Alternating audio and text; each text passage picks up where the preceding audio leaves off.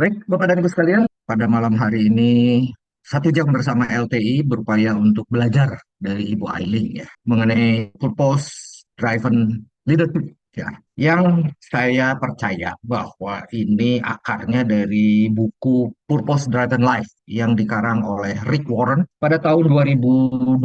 Nah, fondasi dasarnya adalah bahwa kehidupan kita itu adalah merupakan satu perjalanan untuk memenuhi makna kehidupan kita. Makna kehidupan yang ditetapkan oleh Sang Pencipta dan bukan makna kehidupan yang diinginkan oleh kita pribadi. Nah, pada malam hari ini Bu Ailing akan membagikan bagaimana prinsip-prinsip mengenai leadership di dalam memenuhi makna kehidupan kita, bukan berdasarkan jabatan, tapi dari panggilan hidup kita sebagai hamba Tuhan. Saya percaya bahwa Ibu Ailing adalah orang yang sangat religius. Saya kenal beliau sudah hampir 30 tahun ya Bu ya. Sebagai penganut Kristen yang sangat taat, sebetulnya perilakunya yang perlu saya teladani sebetulnya. Karena perilakunya itulah yang mencerminkan bagaimana nilai-nilai yang ada di dalam diri Ibu Ailing. Saya persilakan Bu Ailing. Terima kasih Pak Hendra. Betul tadi Bapak mengatakan ya di introduksi bahwa ini terinspirasi dari bukunya Rick Warren ya. Purpose Driven Life yang lebih daripada mungkin 20 tahun yang lalu ya saya membaca buku Purpose Driven Life ini. Tapi hari ini inspirasi itu kemudian menjadi sesuatu yang perenungan yang kemudian saya juga coba sintesakan dengan pemikiran daripada Viktor F. Frankl ya. Jadi termasuk di dalamnya adalah satu sharing di dalam bagaimana saya melakukan kepemimpinan ya. Jadi ini menurut saya ini hanya satu sharing dari apa yang sudah saya baca ya. Dan ternyata apa yang kita baca atau kita pelajari ya, bahkan sesudah lebih daripada 20 tahun itu masih kemudian menjadi bahan perenungan karena kita tidak bisa seideal apa yang dikatakan oleh buku yang menginspirasi saya. Nah baik, tapi membuka sharing saya malam hari ini, saya ingin kita menjawab beberapa pertanyaan. Saya mau tahu di antara yang mendengarkan, itu siapa yang punya jabatan? Silahkan kasih jempol atau ngacung.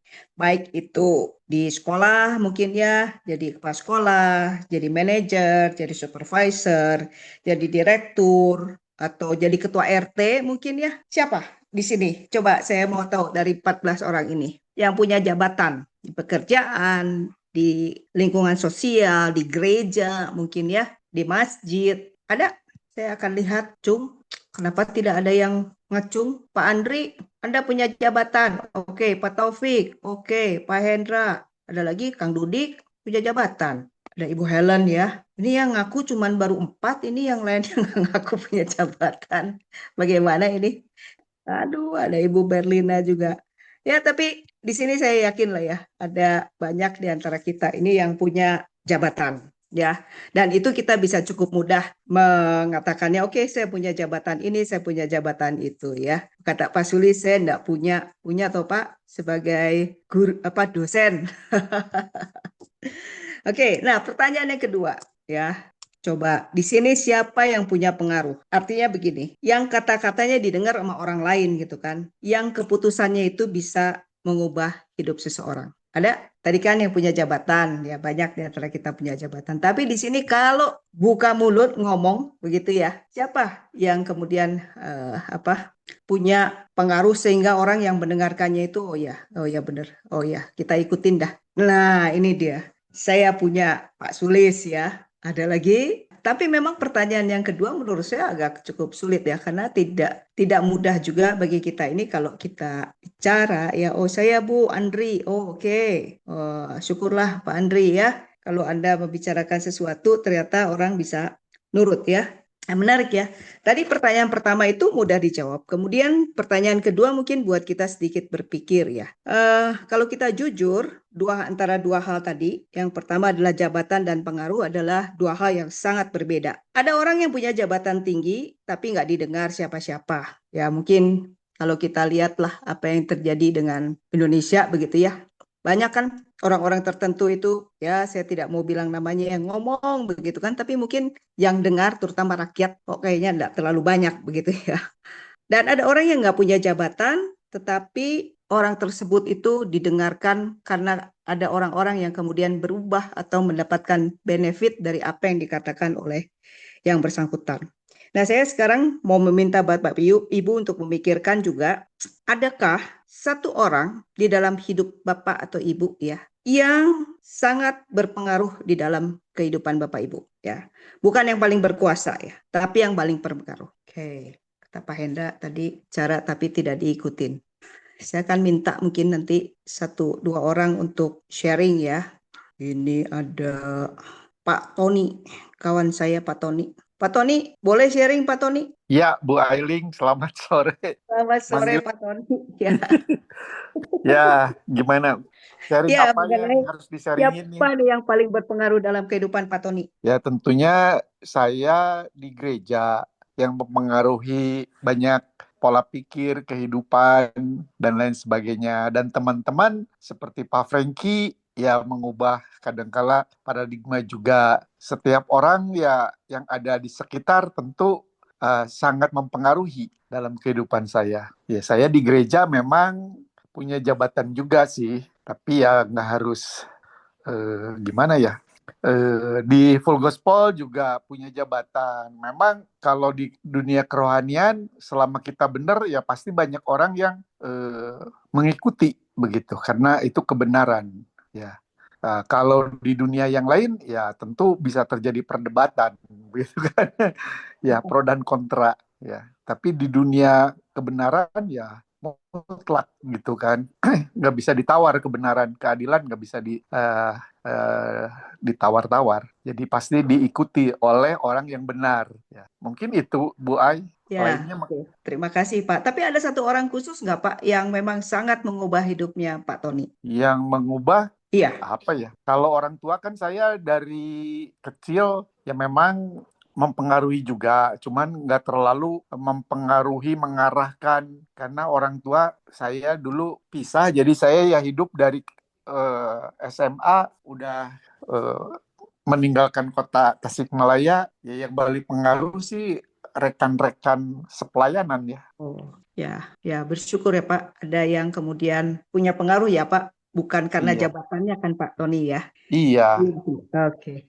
Ya, baik. Terima kasih Pak Tony. Ini Baik, juga makasih Bu Ai. ya, thank you ya. Nah, ini Pak Hendra bilang ada guru matematika SMP. Silakan Pak Hendra, mau sharing siapa yang paling berpengaruh? Oh ya guru matematika SMP, Bapak Tulus Ketaren. Saya ingat benar, dia memotivasi saya untuk belajar ilmu logika. Yang kedua guru matematika SMA, almarhum Bapak Harjono. Dari situ saya bisa belajar mengenai mudah belajar mengenai fisika dan lain sebagainya. Dan kalau mengenai teori kesuksesan itu teman dekat saya, teman debat saya, itu almarhum Bapak Stefanus Tiadi Natawigena. Di mana kami waktu itu sharing mengenai principle of success ya, bagaimana prinsip-prinsip kesuksesan. Itu mungkin Bu Ailing. Ya, terima kasih ya.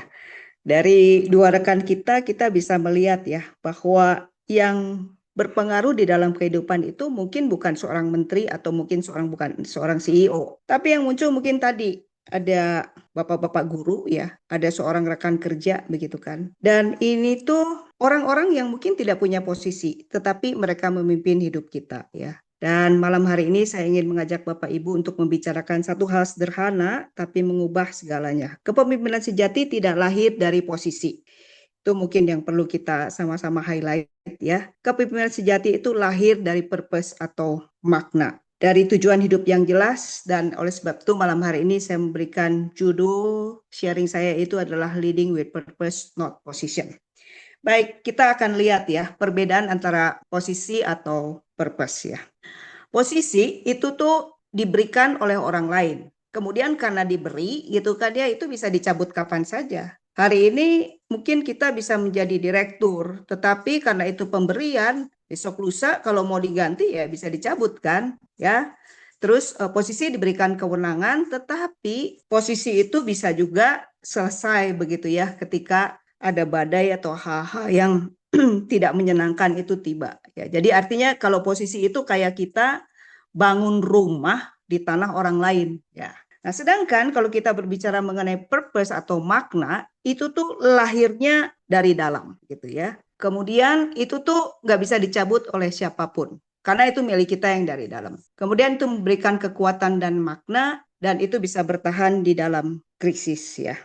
Saya akan lihat ini tuh perbedaan ini tuh dari seorang yang bernama Viktor Frankl. Oke, ini adalah quote-nya ya yang sudah saya terjemahkan di dalam bahasa Indonesia. Dia yang mempunyai alasan mengapa untuk hidup akan sanggup menanggung hampir semua bagaimana. Nah, sedikit mengenai Viktor Frankl ya. Jadi beliau adalah seorang psikiater berkebangsaan Austria. Dan beliau adalah seorang penyintas kamp konsentrasi Nazi di Auschwitz. Di tempat itu semua posisi dicabut dari manusia ya. Anda mau profesor kek, dokter kek, pengusaha kek, semuanya itu nggak ada gunanya karena sampai pakaian yang ada juga dilucuti kan ya waktu di kamp konsentrasi itu. Yang ada itu cuma nomor, nama juga nggak ada ya. Jadi nggak ada lagi jabatan, harta, nama, bahkan harga diri juga diambil begitu ya dari pada saat di kamp konsentrasi Nazi itu. Kemudian karena beliau adalah seorang psikiater, Frankl mengamati sesuatu yang sangat membuat dia terkejut ya. Nah, di kamp konsentrasi itu ada orang-orang yang mati dan ada orang-orang yang hidup ya. Dan orang-orang yang berhidup di dalam keadaan yang paling gelap, paling susah itu bukan orang yang paling kuat fisiknya. Bukan juga yang paling pinter ya. Tapi mereka yang masih punya alasan untuk hidup. Yang masih punya makna. Ada yang bertahan demi ketemu anaknya. Ada yang bertahan demi ketemu istrinya. Ada juga yang bertahan demi untuk menyelesaikan cita-cita dia yang belum selesai ya. Kemudian Frankl menyimpulkan dari apa yang dia temukan di kamp konsentrasi itu, dia kutip kalimat ini sebenarnya dari seorang filsuf ya, Nietzsche ya. Dia yang punya alasan mengapa untuk hidup akan sanggup menanggung hampir sebuah bagaimana. Ini menurut saya adalah satu perkataan yang sangat dalam ya. Jadi sebenarnya bukan bagaimana seseorang bisa bertahan hidup di kamp konsentrasi. Ini adalah tentang kepemimpinan. Pemimpin yang tahu mengapa akan sanggup menghadapi hampir semua bagaimana. Krisis keuangan, tim yang mengecewakan, pasar yang berubah, kritik yang menyakitkan. Dan sebaliknya pemimpin yang hanya punya posisi tanpa purpose akan runtuh pada badai yang pertama ya. Karena posisi itu tidak memberikan kekuatan. Posisi hanya memberikan kewenangan dan kewenangan tanpa makna itu rapuh. Saya mau sedikit mungkin bercerita ya mengenai 20 tahun yang lalu ketika saya bersama-sama dengan beberapa rekan itu mendirikan Temasek Independent School itu. Kalau tanpa makna dan badai ya. Karena di tahun pertama, kedua, sampai ketiga itu merupakan masa-masa yang sangat sulit bagi saya pribadi dan tentunya bagi sekolah ya. Jadi waktu itu kami buka begitu ya. Tapi karena saya punya purpose yang jelas begitu dengan mau apa gitu kan ya kita ini di dalam pendidikan. Ada badai yang datang, ada juga yang meragukan, ada juga yang berbicara yang bisa membuat kita itu sangat down. Tapi kebenaran daripada perkataan Viktor Frankl itu yang saya alami. Jadi ketika kita tahu purpose-nya apa, ketika kita tahu bahwa itu ada maknanya apa ya kita akan bertahan. Orang lain boleh bilang miring begini dan begitu ya, tetapi kalau kita jelas dengan bagaimana kita menentukan arah dan bagaimana kita menentukan purpose, walaupun mungkin kadang-kadang itu tidak bisa atau belum bisa dilihat orang lain, maka kepemimpinannya itu pasti bisa bertahan ya. Nah, izinkan saya pada malam hari ini juga melakukan satu tes sederhana ya. Nah, ini ya, kita lihat ya. Kalau besok semua jabatan saya dicabut, apakah masih ada orang yang mengikuti saya? Anda semua di sini banyak yang jadi pemimpin ya. Coba pikirkan kalau besok jabatan saya dicabut ya. Saya bukan menjadi A lagi, saya bukan menjadi B lagi.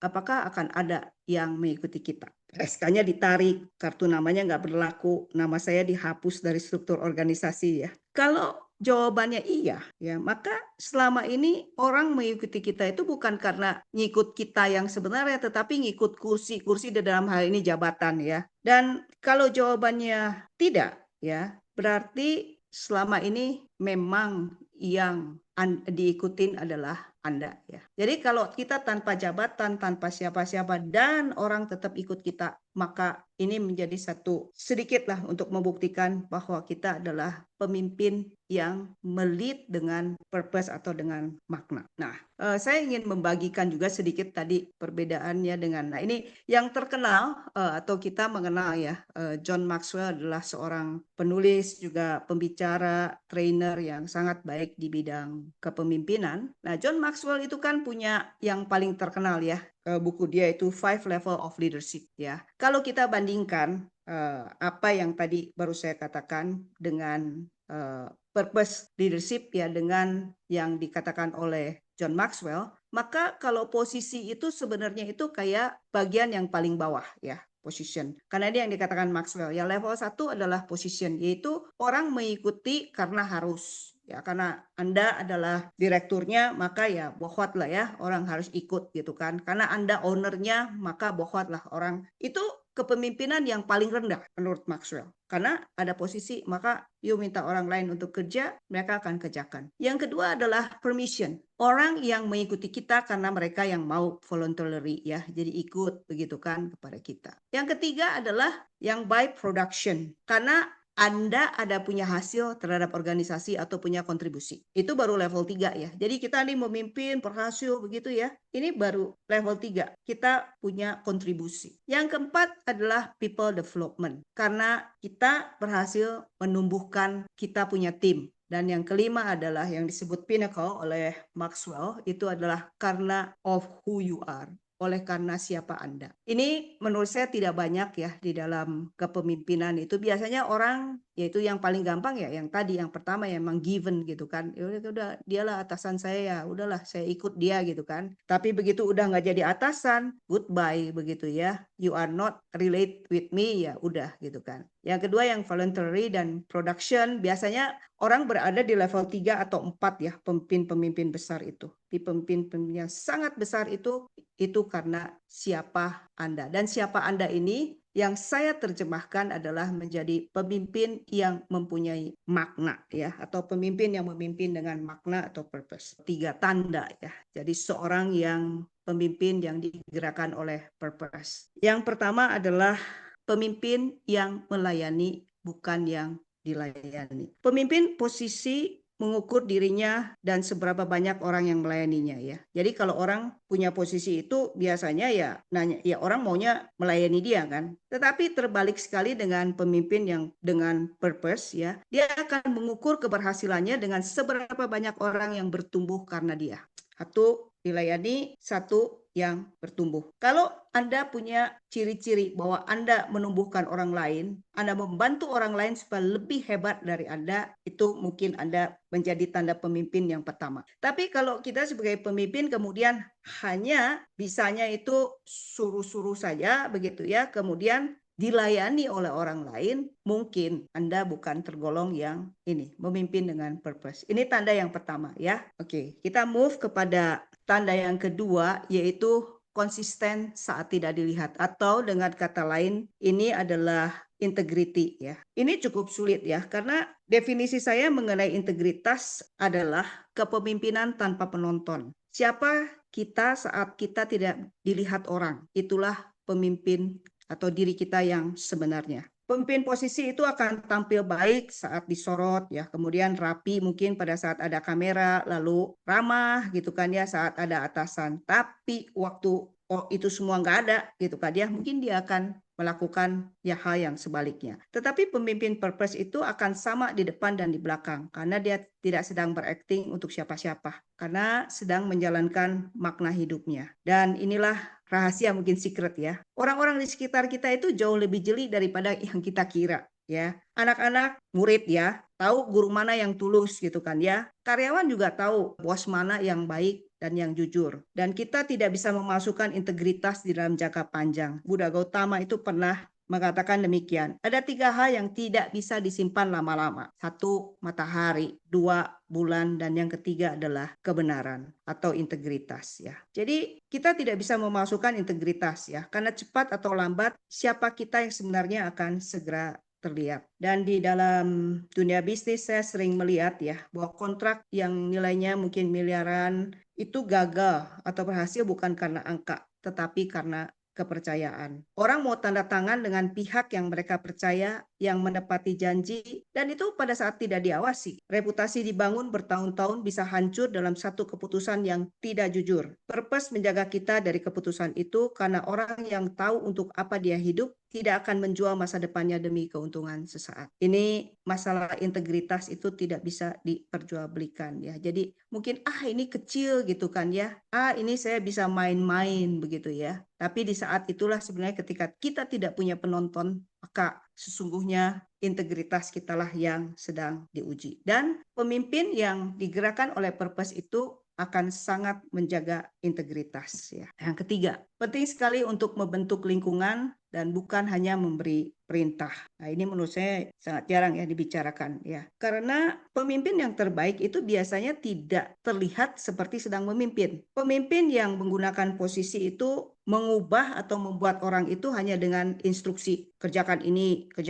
gitu kan ya. Hasilnya memang patuh orang ngerjain selama dianya ada atau selama dipelototin. Tapi begitu dianya keluar gitu kan, semua bisa kembali seperti semula. Ya, ini berbahaya sekali ya. Kalau orang hanya berdasarkan instruksi, ya itu akibatnya ya. Sedangkan pemimpin yang dengan purpose itu biasanya berbeda ya cara kerjanya. Dia membentuk lingkungan atau budaya. Dia menciptakan atmosfer, kebiasaan, dan budaya di mana orang berubah dengan sendirinya tanpa sedang merasa diperintah untuk diubah. Ya. Kalau di dunia pendidikan itu tuh kita menyebutnya formation through environment. Ya, anak tidak perlu diceramain tentang tanggung jawab ya. Biasanya kalau kita ada anak yang kurang bertanggung jawab, kita akan berikan tanggung jawab kepada dia supaya environment itu yang membentuk dia tanpa dia kemudian harus diberikan kamu harus tanggung jawab ya, harus tanggung jawab ya, karena itu tidak akan menolong dia untuk menjadi lebih bertanggung jawab biasanya ya. Jadi bagaimana kemudian kita mentransferkan itu supaya itu menjadi cara hidup ya dan diserap tanpa sadar. Jadi anak di sekolah ya pulang bukan dengan hafalan nasihat tapi dengan perasaan hari ini saya mempunyai atau melakukan sesuatu yang berarti ya. Di perusahaan ya sama aja ya.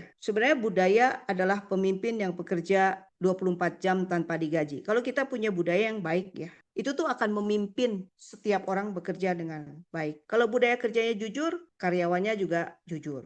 Kalau budayanya udah saling menyalahkan, karyawan yang paling bagus, yang paling baru ya akan lama-lama ikut juga menjadi orang yang saling menyalahkan. Jadi pertanyaannya untuk seorang pemimpin sejati adalah bukan apa perintah saya hari ini, tetapi lingkungan seperti apa yang sedang saya ciptakan untuk membuat orang-orang saya itu bisa bekerja gitu kan ya dengan baik gitu ya. Jadi untuk ibu bapak yang hari ini mungkin saya nggak punya jabatan gitu kan ya. Tapi setiap kita itu bisa untuk mempunyai lingkungan. Mau di rumah, di kantor, di tetangga, di gereja, di mana saja ya. Ini tuh bisa menolong gitu untuk lingkungan yang baik itu akan sangat menolong. Mungkin Anda seorang ibu ya, bisa menciptakan rumah yang hangat, itu namanya juga sedang memimpin. Seorang karyawan yang mungkin Anda kerja gitu ya, yang menolak untuk ikut gibah ya, juga membantu sebenarnya untuk menciptakan budaya untuk timnya. Jadi untuk hal ini kan nggak perlu ya pakai SK gitu kan. SK tidak boleh gibah gitu ya. Nggak ada kan.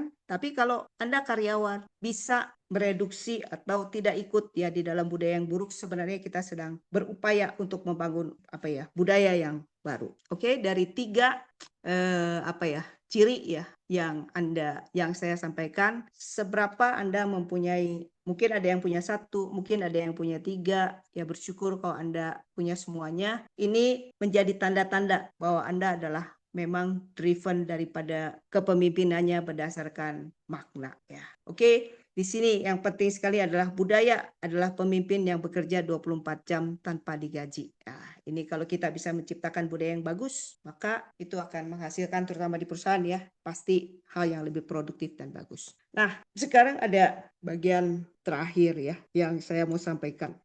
Nah, ini kita tahu bahwa di dalam kita semua itu terkena stimulus kan ya. Ada stimulus, kemudian juga ada respon yang bisa kita lakukan. Dan di tengah-tengahnya itu adalah yang saya sebut dengan ruang ya. Ini kalau kita bayangkan ya, ini adalah sesuatu yang sangat personal. Kalau tadi saya bicara mengenai tanda-tanda kepemimpinan purpose, ya sekarang saya bicara mengenai di mana kepemimpinan itu sesungguhnya diuji. Ya, sebenarnya ini adalah perkataan daripada atau gagasan daripada Frankl juga ya. Di antara stimulus dan respon ada sebuah ruang. Di ruang itu terletak kebebasan kita untuk memilih respon. Dan di dalam pilihan itulah terletak pertumbuhan dan kebebasan kita. Jadi itu yang saya kasih warna lebih muda, itu adalah tempat sebenarnya yang sangat penting. Nah, artinya apa? Kita nggak bisa mengendalikan apa yang terjadi pada diri kita ya. Mau pasar saham jatuh, ISHG ngaco begitu kan ya, merah terus gitu kan. Terus kita punya tim yang aduh ya buat kita sakit kepala, lalu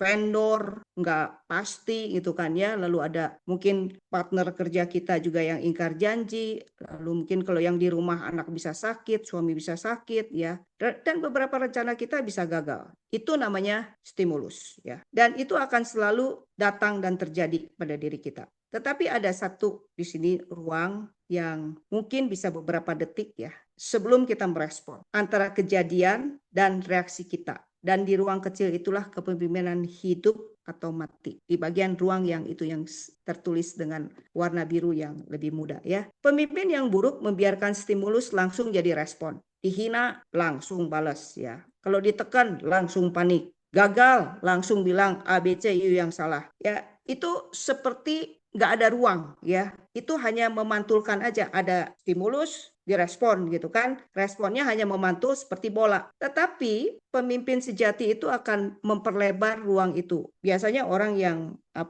pemimpin yang baik itu ketika ada stimulus dia akan pikir dulu ya, mungkin beberapa detik gitu kan ya, dan dari jeda itu dia akan bertanya respon apa yang sesuai dengan purpose saya, bukan respon seperti yang memuaskan emosi saya. By the way, saya sering kali terjebak di dalam hal ini ya.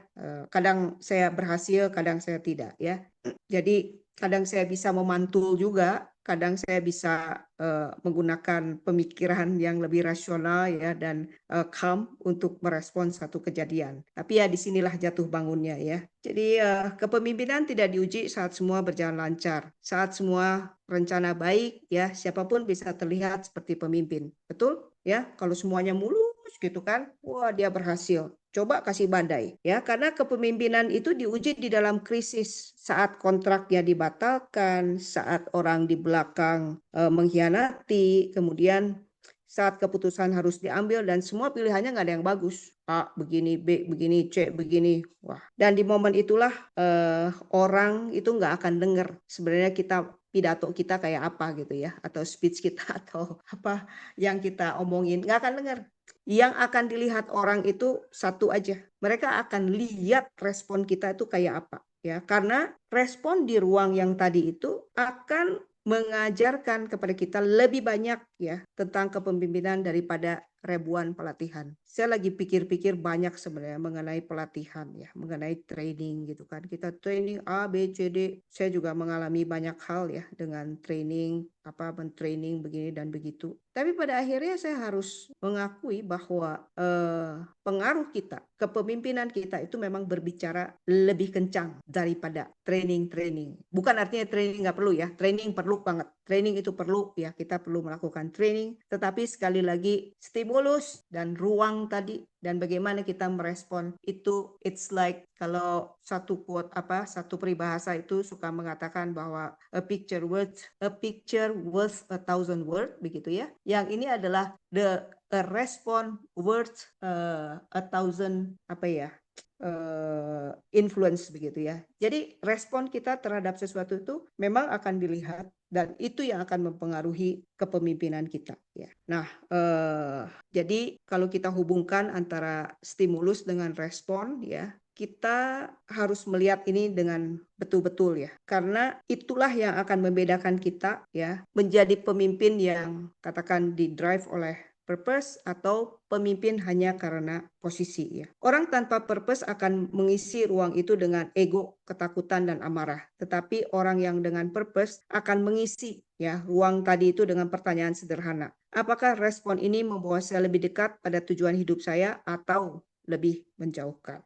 Nah, 3 hal ya Ini sebenarnya untuk kita pikirkan lebih lanjut ya. Yang pertama, kalau kita adalah leader yang berdasarkan posisi. Posisi itu diberikan dan bisa dicabut. Purpose itu ditemukan. Oke, sebagai satu tambahan mungkin ya. Viktor Frankl mengatakan bahwa kalau kita mau menemukan purpose itu bukan kita cari di dalam ya, tetapi kita cari karena kita melayani orang lain ya. Baru kita bisa temukan itu purpose, karena purpose itu ditemukan di luar daripada diri kita dan itu nggak bisa dicabut oleh siapapun. Yang kedua adalah pemimpin purpose itu melayani konsisten tanpa penonton dan membentuk lingkungan. Yang ketiga, kepemimpinan diuji di antara ruang, di antara stimulus dan respon, dan hanya purpose yang bisa mengisinya dengan benar. Nah, jadi demikian Ibu Bapak ya, saya rasa kita nggak usah tunggu ya kita punya SK jabatan gitu untuk memimpin ya, kita juga nggak perlu nunggu promosi, nggak perlu juga nunggu diberikan panggung gitu kan ya, tapi kita bisa mulai dari purpose kita hari ini di posisi apapun Anda sekarang, karena dunia nggak kekurangan orang yang ingin duduk di kursi kepemimpinan ya. Buktinya aja ya, tiap kali kita mau pilkada kayak apa kayak banyak kan, sampai orang ngutang-ngutang, jual ini dan itu karena mau duduk jadi kursi pemimpin ya, sampai melakukan hal-hal yang licik begitu ya. Nggak hanya di situ, sebenarnya di perusahaan di mana-mana itu terjadi juga karena mau duduk di kursi panas gitu kan ya. Dan dunia ini ya, ini menjadi banyak orang mau ada di situ mendapatkan posisi, tetapi dunia itu kekurangan orang yang tahu untuk apa mereka duduk di sana. Betul ya? Banyak orang mau duduk di situ, tapi mereka nggak tahu kenapa mereka mesti duduk di situ. Dan izinkan sebelum saya tutup mungkin satu pertanyaan untuk malam ini. Kalau semua jabatan saya dicabut hari ini, apa yang tersisa dari kepemimpinan saya? Silakan direnungkan. Kalau jawaban ini membuat Anda gelisah, itu bukan kabar buruk ya. Itu adalah satu undangan bagi kita untuk mulai memperbaiki